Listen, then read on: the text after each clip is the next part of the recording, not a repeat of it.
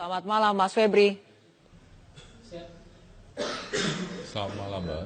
Ya, Mas Febri, mengenai penetapan tersangka ataupun Ketua DPR sebagai tersangka kasus korupsi KTP, apa kemudian yang menjadi landasannya ataupun bukti apa yang dimiliki oleh KPK? Ya tentu sama seperti seluruh kasus yang ditangani oleh KPK, ketika kita menetapkan seseorang menjadi tersangka atau ketika status ditingkatkan ke penyidikan, maka itu didasari bukti permulaan yang cukup.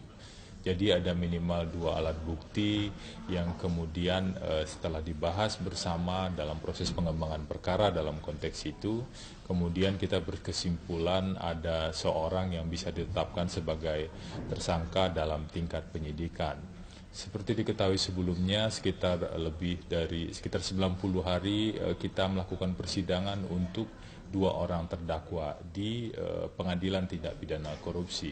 KPK mengajukan 2 orang terdakwa, Irman dan Sugiarto, ke Pengadilan Tindak Pidana Korupsi. Kemudian melakukan pemeriksaan sejumlah saksi, ada lebih dari 100 saksi yang sudah kita periksa, lebih dari 6.000 barang bukti yang juga sudah kita ajukan di persidangan, dan juga ada petunjuk-petunjuk, ada juga keterangan terdakwa di sana dan keterangan ahli, sampai kami berkesimpulan bahwa selain 2 orang terdakwa tersebut diduga melakukan korupsi, ada sejumlah pihak yang juga punya peran di sini. Kami melakukan penajaman sampai disimpulkan ada bukti permulaan yang cukup dari proses pengembangan penanganan perkara di tahap persidangan tersebut. Selain itu kami juga melakukan proses penyidikan dengan tersangka AA. Seperti yang kita sampaikan sebelumnya, secara paralel proses penyidikan dan persidangan ini juga berjalan, proses pengembangan perkara di sana, karena kami punya kewajiban untuk menuntaskan kasus KTP elektronik ini. Artinya kita harus memproses orang-orang yang memang diduga terlibat dan harus bertanggung jawab di sana.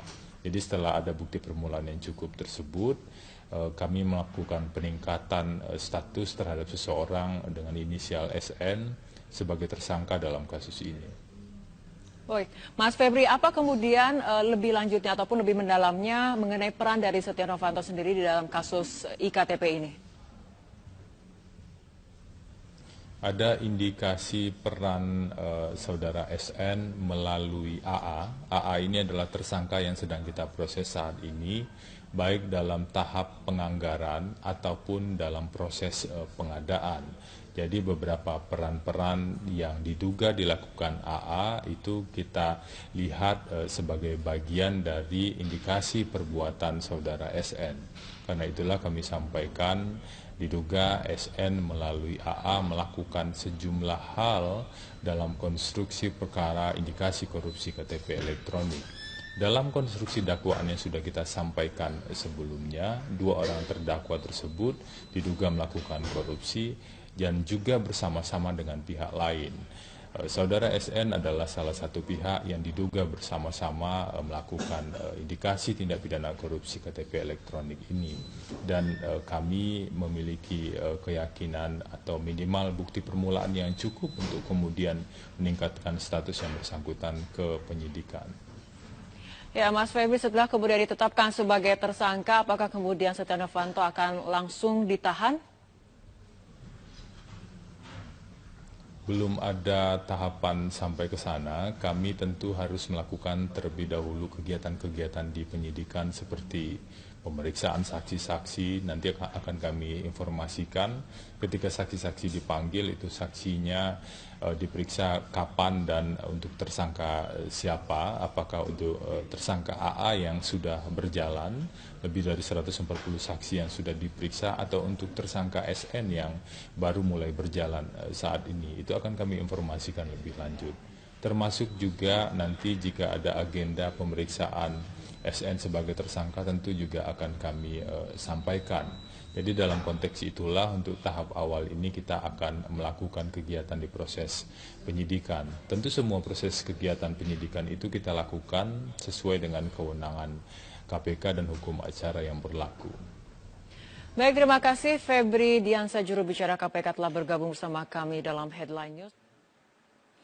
Selamat malam pemirsa, inilah Headline News pukul 21 waktu Indonesia Barat. Komisi Pemberantasan Korupsi Senin malam secara resmi menetapkan Ketua DPR RI Setia Novanto sebagai tersangka dalam kasus korupsi KTP elektronik. Setnov diduga ikut mengakibatkan kerugian negara sebesar 2,3 triliun rupiah dari total nilai proyek sebesar 5,9 triliun rupiah. Ketua KPK Gus Raharjo dalam keterangan persnya menyebut bahwa Setia Novanto berperan mengatur pihak yang akan memenangkan pengadaan proyek KTP elektronik.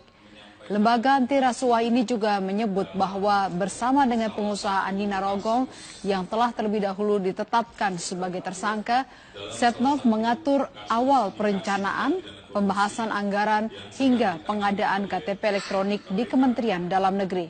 Selanjutnya KPK akan mengungkap alat bukti yang menguatkan dugaan ini dalam persidangan. Diumumkan lebih lanjut oleh Pak Ketua KPK, Pak Agus. Saya akan menyampaikan perkembangan dari pengusutan masalah KTP. Untuk jelasnya mungkin saya baca aja yang sudah disiapkan.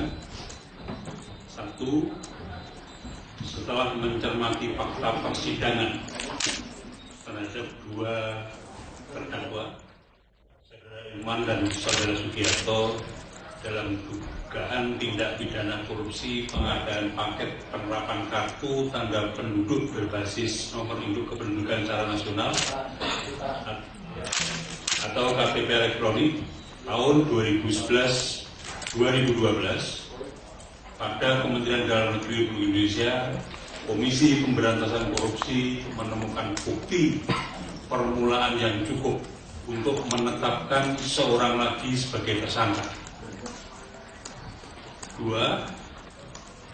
KPK menetapkan Saudara SN, anggota DPR RI periode 2009-2014 sebagai tersangka karena diduga dengan tujuan menguntungkan diri sendiri atau orang lain atau suatu korporasi menyalahgunakan kewenangan, kesempatan atau sarana yang ada padanya karena jabatan atau kedudukannya sehingga diduga mengakibatkan kerugian keuangan negara, perekonomian negara sekurang-kurangnya 2,3 triliun rupiah dari nilai paket pengadaan sekitar 5,9 triliun dalam paket pengadaan penerapan KTP elektronik tahun 2011-2012 pada Kementerian Dalam Negeri. 3. Saudara SN melalui AA diduga memiliki peran baik dalam proses perencanaan dan pembahasan anggaran di DPR dan proses pengadaan barang jasa dalam proyek KTP elektronik. SN melalui, saya ulangi, nomor 4, Saudara SN melalui AA diduga telah mengkondisikan peserta dan pemenang pengadaan barang dan jasa KTP elektronik. 5. Sebagaimana terungkap dalam fakta persidangan, korupsi iktp ini diduga sudah direncanakan sejak proses perencanaan yang terjadi dalam 2 tahap, penganggaran dan proses pengadaan barang jasa dan jasa. 6. Terhadap Saudara SN disangkakan melanggar pasal 3 atau pasal 2 ayat 1 Undang-Undang Nomor 31 Tahun 99 tentang Pemberantasan Tindak Pidana Korupsi sebagaimana telah diubah dengan Undang-Undang Nomor 20 Tahun 2001 Junto pasal 55 ayat 1 ke 1 KUH pidana.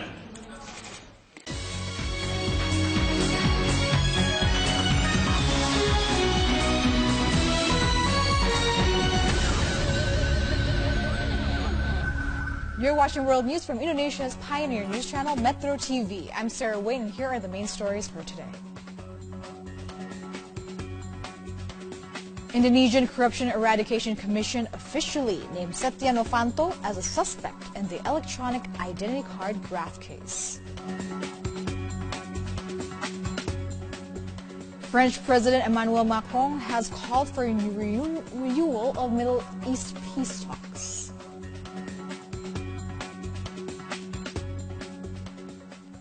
But first, Indonesian Corruption Eradication Commission, or KPK, officially named Setia Novanto, the Speaker of the House of Representatives, as suspect in the electronic identity card graft case. Novanto allegedly cost the nation a loss of 2.3 trillion out of a total amount of 5.9 trillion rupiah. The head of KPK, Agus Raharjo, stated that Setia Novanto, in his role as the coordinator, was responsible for appointing the person in charge of the electronic ID project.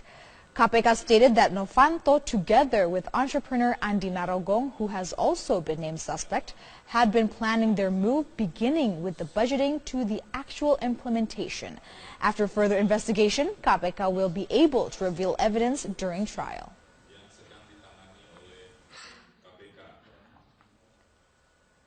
A vessel that was used to smuggle 1 ton of crystal meth to Anyer, Banten, was caught in the Mapur Tanjung Berkait waters in Bintan District, Riau. Authorities also detained 5 foreigners found on board. Interpol police, in conjunction with Indonesian joint personnel, apprehended the vessel and detained 5 foreign nationals on board. Those detained were then brought to the port of customs in Tanjung Uncang waters in Batam. According to local police, the vessel named Wanderlust tried to escape to Myanmar through Riau, but was apprehended after police coordinated with the customs department to locate the vessel's exact position. The police plan on continuing a search of the lower section of the ship, which was thought to contain the 1 ton of crystal meth.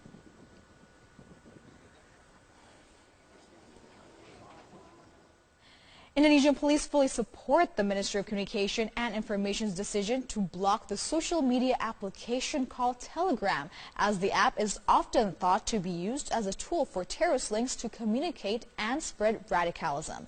The president also stressed that the ban was done in the interest of national security. The World News team filed the story.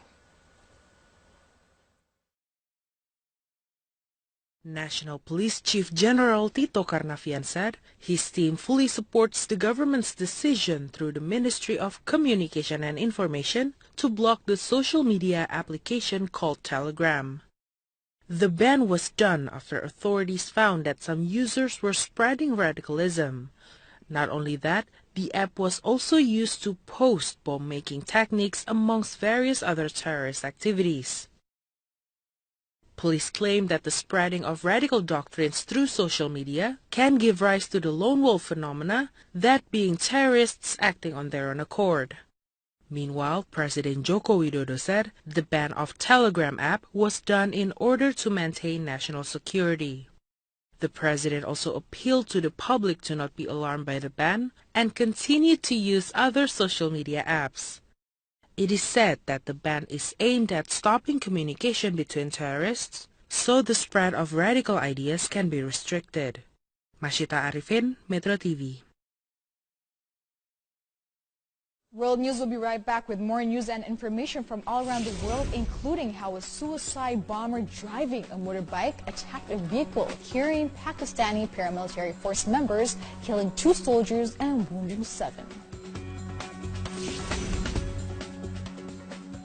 And the 2017 X Games Minneapolis concluded with 3 finals in Minnesota. We'll be right back.